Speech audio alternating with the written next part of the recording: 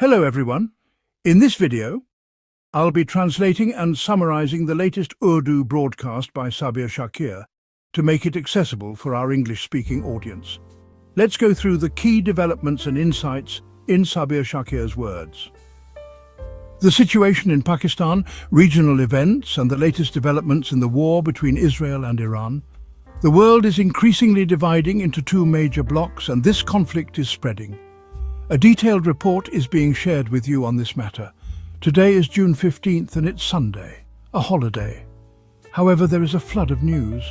The night that passed was extremely dreadful, especially for the people of Israel and Iran, and particularly for the Israeli public, because they had never imagined they would have to pay such a heavy price for these attacks. Israel targeted Iran's military leadership, thinking that just like in the past when Iran did not retaliate much, they would stay silent again. Israel believed that if it eliminated Iran's top military and nuclear leadership, Iran would quietly accept Israeli supremacy. But this time that did not happen.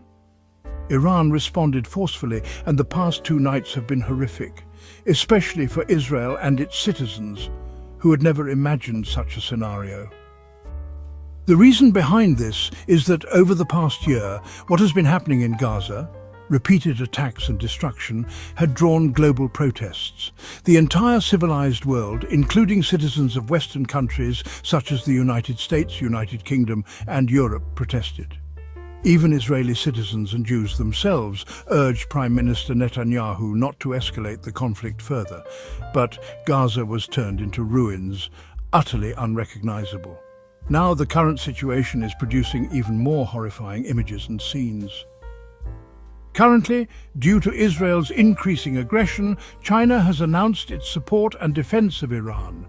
Contacts are being made with the United States, the United Kingdom, Russia, Turkey, Pakistan, Saudi Arabia, and Qatar to push for a ceasefire by any means necessary. Yesterday, Netanyahu directly spoke with President Trump and urged him to engage in this war directly, as if it were America's own fight. However, divisions exist within the United States itself, and therefore the United States refused to openly join the war. The exchange of attacks between Iran and Israel has continued for 3 days. Iran has cancelled the nuclear negotiations that were scheduled with the United States today in Oman. These were to be held on a Sunday today, a holiday, but they have now been scrapped.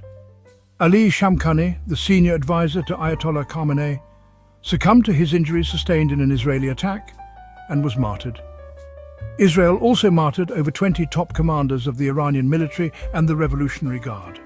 On the other hand, Iran has claimed to have shot down 10 Israeli aircraft within an hour. Out of these, Iran's claim regarding 3 F-35s appears very credible. Iran also claims to have captured the pilots, saying they will be treated as prisoners of war and will not be harmed. Israel has reportedly targeted Iran's port city of Kangan, striking its oil refinery and underground missile facilities in other cities. In retaliation, Iran claimed to have hit an oil refinery, a missile factory, and other military installations in the Israeli city of Haifa. Iran also released videos of these attacks. China has raised the strongest voice against Israel's aggression. The Chinese foreign minister contacted his Iranian counterpart Abbas Araghchi and assured him that China would stand by Iran in defending its legitimate rights and interests. After that, the Chinese foreign minister also spoke with the Israeli foreign minister and clearly conveyed that China opposes the use of force against Iran and prefers resolving issues through patience, restraint, and diplomacy. China also offered to play the role of mediator. In addition, the Emir of Qatar, Sheikh Tamim bin Hamad Al Thani, called Iranian President Dr. Massoud and strongly condemned the cowardly aggression, stating that Qatar stands firmly with its brotherly nation Iran. He expressed Qatar's support for resolving conflicts through dialogue and establishing peace and security. Thus, Qatar has openly declared its support for Iran. United States President Donald Trump stated that the Iran-Israel war must end immediately. Meanwhile, Israeli Prime Minister Netanyahu claimed that the Israeli attacks have clear support from the United States. Although the initial statement from United States Senator Marco Rubio and the United States State Department expressed ignorance and dissociation from the conflict, President Trump later stated that Netanyahu had briefed him in advance and taken him into confidence before launching the attacks. However, strong voices are now emerging from within the United States itself, arguing that the ongoing negotiations between Iran and the United States have been sabotaged. Therefore, these voices are urging President Trump and the United States government to stay out of this war. Global leaders have made serious efforts to de-escalate the tensions between Iran and Israel. Pakistani Prime Minister Shahbaz Sharif also made a telephonic contact with the Iranian president. But what can I say? The current situation is such that our policy on Israel and Palestine is very clear, and that is, in Pakistan, even peaceful protests in support of Palestine and against Israel are banned. The only person who protests is Senator Mushtaq, and when he does, he and his family are detained and charged under terrorism laws.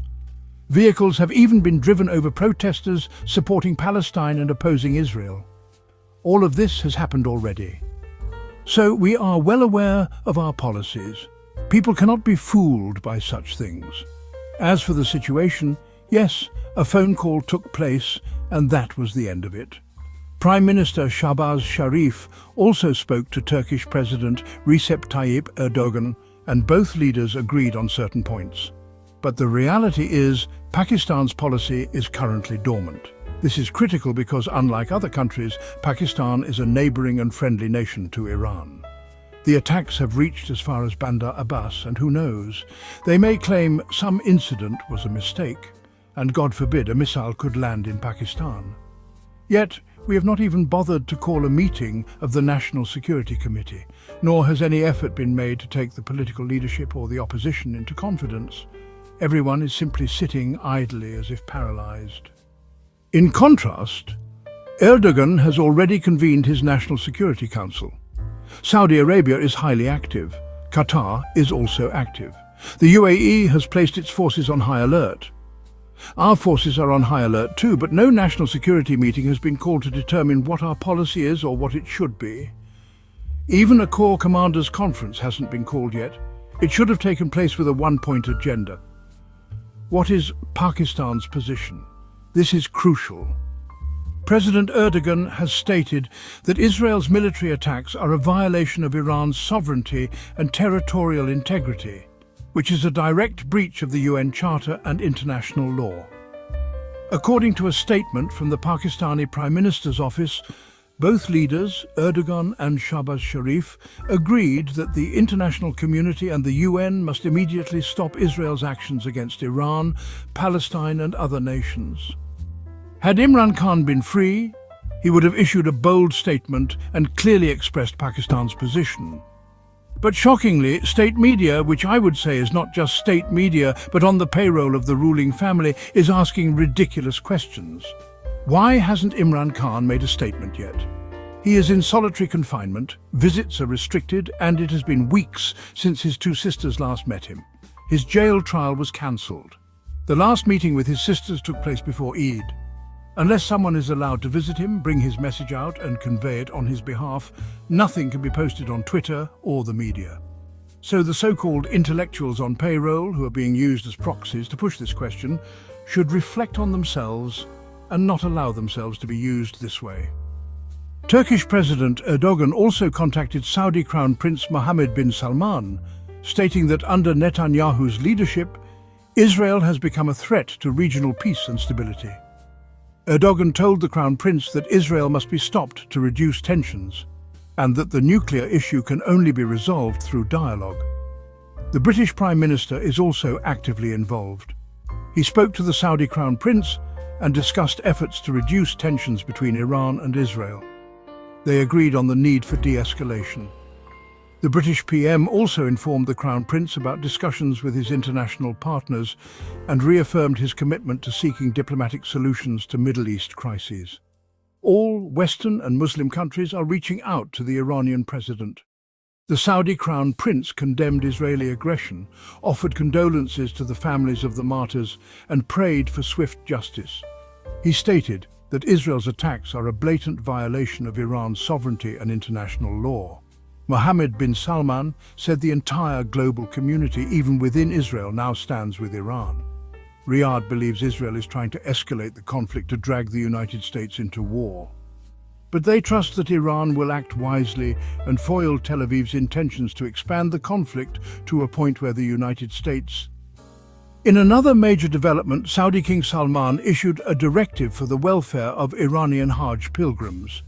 He said that until Iran's situation normalizes, all necessary support and assistance will be provided to Iranian pilgrims residing in Saudi Arabia. He emphasized that Iranian pilgrims are guests of Saudi Arabia and must be fully taken care of. Saudi Arabia's Ministry of Hajj and Umrah has been directed to ensure all possible assistance. This royal order came immediately after Israel's early morning airstrikes on Iran. According to Saudi press agency, Crown Prince Mohammed bin Salman had proposed this relief plan for stranded Iranian pilgrims, which was then approved by the king and publicly announced. This move is expected to send a positive signal to Iran. Qatar has also said it will not tolerate any attack on Iran. What we see now is that earlier assumptions may have been wrong. If this conflict escalates and the United States becomes involved, then in response, China, Russia and other countries will also take clear positions along with Muslim nations. Because if today it is Iran's turn, tomorrow it could be any other country. Netanyahu has already said that after Iran, Pakistan will be their next target. That wraps up our translation of Sabir Shakir's video. I hope this English version helped you understand his message better. Please like, share and subscribe to Awami Lens to help our community grow. Don't forget to leave a comment below and let me know what you thought of this effort.